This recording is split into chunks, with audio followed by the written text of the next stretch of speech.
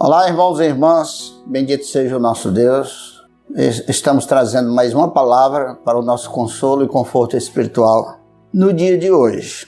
E o tema que o Senhor nos deu para hoje é um desejo forte de Jesus. Jesus teve vários desejos, todos voltados para cumprir a vontade do Pai. Ele não teve desejo forte.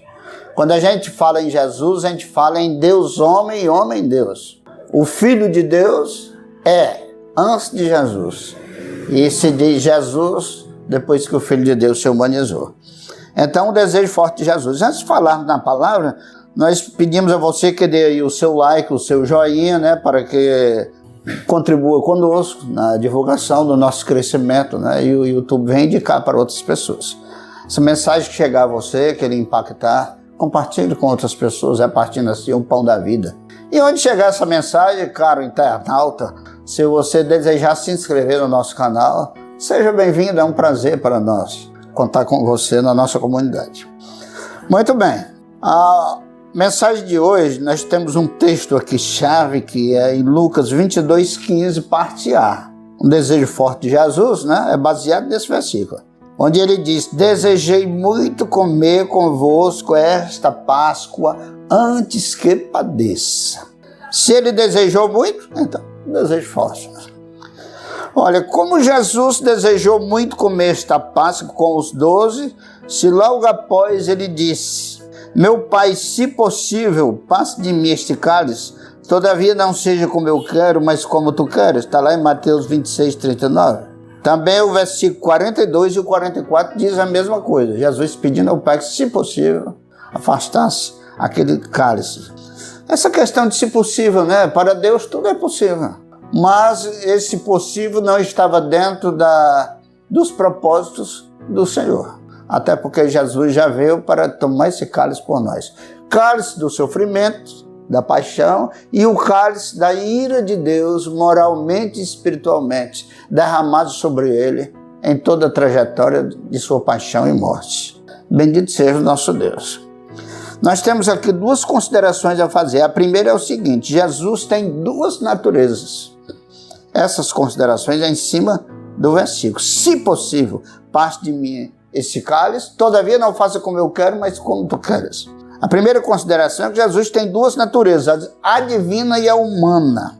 A divina em tudo concorda com o Pai, e a humana não discorda, mas sente a sua condição, com limitação e fragilidade material. Nunca a fragilidade moral e nem espiritual, mas material sim.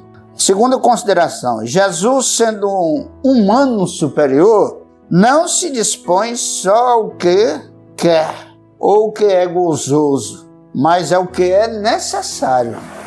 Ele se dispõe segundo o amor, a sapiência e o querer do Pai. Se dispõe ao amor, à sapiência e o querer do Pai.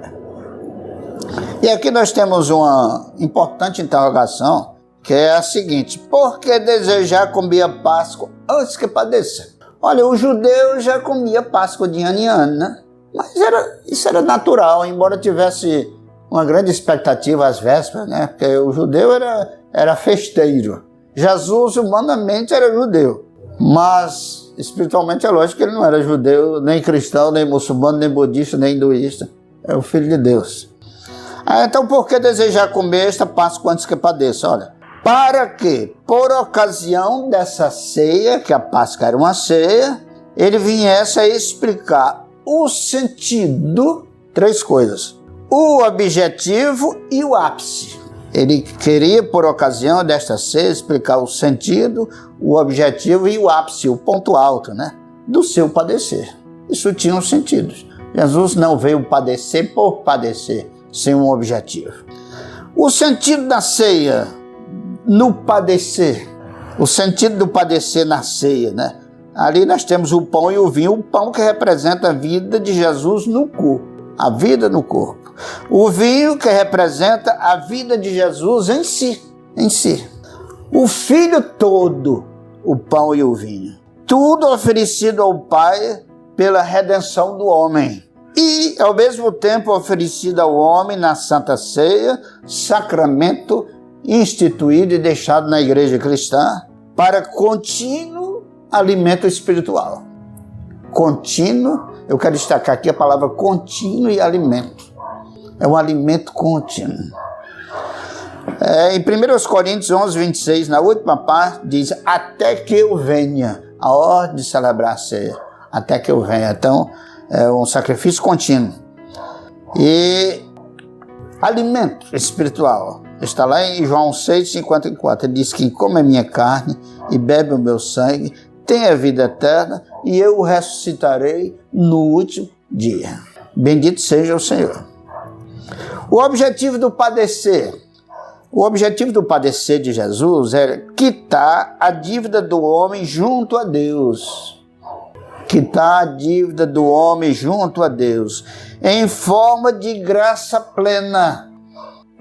Quando nós falamos em graça plena, no contexto de salvação, nós falamos de duas palavras, de dois elementos: a clemência e a substituição. Alguém condenado à morte recebeu o perdão.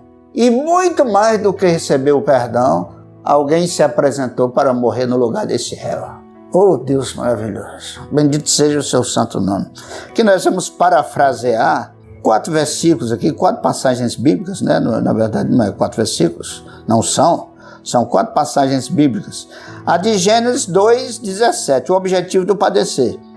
Deus disse que no começo do fruto da árvore da ciência do bem e do mal, e disse: dela não comerás, se dele, agora está falando do fruto, comeres, morrerás. O homem, desde então, essa passagem, passou a ter esse débito junto a Deus, dever a vida a Deus, dever morrer. E em Ezequiel, capítulo 18, versículo 4 e 20, diz que a alma que pecar, essa morrerá. O objetivo do padecer não era quitar a dívida do homem junto a Deus, né? Em forma de clemência, está aqui fundamentado na palavra de Deus. Mas até agora em Gênesis e Ezequiel fala que morte para quem pecou. Mas em Isaías 53, no versículo 6, na última parte, diz: o Senhor fez cair sobre ele a iniquidade de todos nós, a misericórdia de Deus, a clemência, a graça plena. Veio através da substituição. O Senhor fez cair sobre ele a iniquidade de todos nós. E no versículo 11, na primeira parte, diz: o trabalho da sua alma ele verá e ficará satisfeito. O justo justificará a muitos. O trabalho da sua alma, né? A paixão. Ali está falando da paixão. O seu sofrimento. O seu sacrifício expiatório. O seu sacrifício substitutivo. Uma cruz que era para mim, para lá ele foi. Uma cruz que era para ti, para lá foi Jesus. É o trabalho da sua alma, ele verá e ficará satisfeito com os resultados. Isaías, 7 séculos antes de Cristo, profetizou isso aqui e se cumpriu ali na morte e ressurreição de Jesus. E ainda diz no final do versículo: o justo justificará a muitos. No versículo 12, na última parte, diz: ele levou sobre si o pecado de muitos e pelos transgressores intercedeu. Bendito seja o nosso Deus. E para completar, dizendo que Jesus é, na verdade, o remédio que precisávamos para a nossa enfermidade, para o nosso problema, para a nossa causa espiritual, diante do tribunal de Deus. Ele trouxe. João 1,29, quando diz: eis o Cordeiro de Deus que tira o pecado do mundo. Tira, estava ali no presente e é sempre presente. Ele não tirou, ele não tirará, ele tira em todo tempo, em todo espaço, em todo lugar. Eis o Cordeiro de Deus que tira o pecado do mundo. Do mundo, não é de um povo. O mundo aqui representa todo pecador, todo popular do mundo, todo habitante do mundo, de todos os lugares, de todos os tempos. É o gênero humano, é o Cordeiro de Deus que tira o pecado do mundo. E o ápice do padecer? Na verdade, o ápice do padecer já não está mais no tempo do padecer, mas está logo após, logo em seguida. A base é a seguinte frase: não há legítima vitória sem uma luta que equivalha a essa. A vitória da ressurreição é equivalente à luta travada na cruz do Calvário.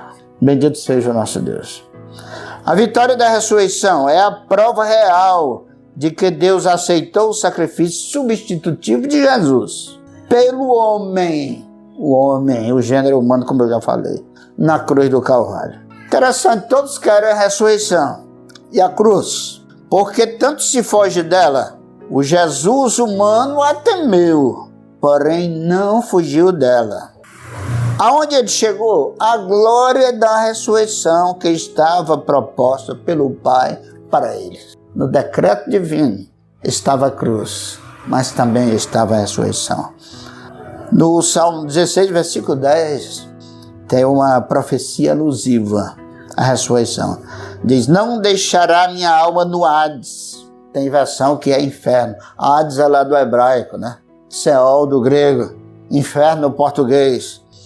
Mas não deixará minha alma no Hades, e não permitirá que o teu santo veja a corrupção. Aqui não está falando de corrupção moral, não. Ele ficou incorrupto, materialmente falando, o seu corpo ficou incorrupto. Não se consumiu, não se deteriorou. Bendito seja o Senhor. E em Mateus, capítulo 16, versículo 21, além de conter também a mesma frase, no capítulo 17, versículo 22 e 23, no capítulo 20, versículo 17 e 19, e no capítulo 26, versículo 1 a 2, além de Marcos, Lucas e João conterem frases semelhantes. Que frase? Que diz o seguinte: desde então começou Jesus a mostrar aos seus discípulos que convinha ir a Jerusalém e perecer muito da parte dos anciões, dos principais dos sacerdotes e dos escribas, e ser morto, mas ressuscitar ao terceiro dia. Tem várias passagens nos evangelhos. Ele alertou, ele preparou, ele avisou. Eu tenho que ir a Jerusalém, tenho que sofrer. Os anciãos vão me fazer sofrer. Os príncipes dos sacerdotes vão me fazer sofrer. Os escribas vão me fazer sofrer e até matar, mas eu ressuscitarei ao terceiro dia. E isso se cumpriu, bendito seja o Senhor. Então, esse grande desejo de Jesus de comer aquela Páscoa, porque por ocasião daquela Páscoa, logo viriam os dois grandes eventos da Páscoa cristã. Jesus é a nossa Páscoa. Os dois grandes eventos, que é a morte e a ressurreição. E por ocasião daquela ceia pascal, ele se levantou e instituiu essa ceia que nós celebramos, onde ele explicou o verdadeiro sentido da ceia. Aqui nós temos aqui três questões que se debatem muito, e eu aproveitei para trazer para cá. O primeiro ponto é o seguinte: Deus poderia perdoar o homem sem Jesus ter que morrer? Sim, ele poderia, mas ele é fiel às suas leis, e na sua lei, que era que estava escrito, todo homem que pecar só morrerá. Jesus, o Pai, cumpre as suas leis. Jesus, o Pai, o Espírito Santo. Mas aqui estamos falando agora do Pai. Cumpre as suas leis. Deus não dá lei para ele mesmo desobedecer. Tá certo? O segundo ponto: Jesus teria que ressuscitar. Como isso aconteceria sem antes ele morrer? Hein? Então ele tinha que morrer. Ele está numa lógica. Um fato está ligado ao outro. Um fato depende do outro. Ou seja, o fato da ressurreição, o evento da ressurreição está ligado ao evento da morte. Só pode ressuscitar quem morrer para poder ressuscitar. E o terceiro ponto dessas questões que geralmente se debatem é o seguinte: como a morte seria vencida sem a ressurreição, né? Que ele teria que morrer, ele teria que ressuscitar e a morte teria que ser vencida. Então foi da ressurreição que a morte foi vencida, que é a consequência máxima do pecado. Na verdade, da ressurreição não foi vencido só a primeira morte, não. A primeira morte e a segunda morte. Jesus, tem alguns que defendem que Jesus morreu a primeira morte e até a segunda. Se ele morreu só a primeira morte, venceu a primeira morte. Se ele morreu a primeira e a segunda, ele venceu a primeira e a segunda morte. E como homem, né? Em lugar do homem, e está vivo para todo sempre. Agora, a nossa resposta à palavra de Deus. Deus ama-nos infinitamente. Como temos reagido a esse amor? Quanto ao nosso querer, dá para nos sentirmos como discípulos de Jesus? Jesus queria o que o Pai queria. Mas, se é possível, afaste de mim este cálice. Mas não se faça como eu quero, mas como tu queres. Então, por isso é que eu digo, quanto ao nosso querer, dá para nos sentirmos discípulos de Jesus?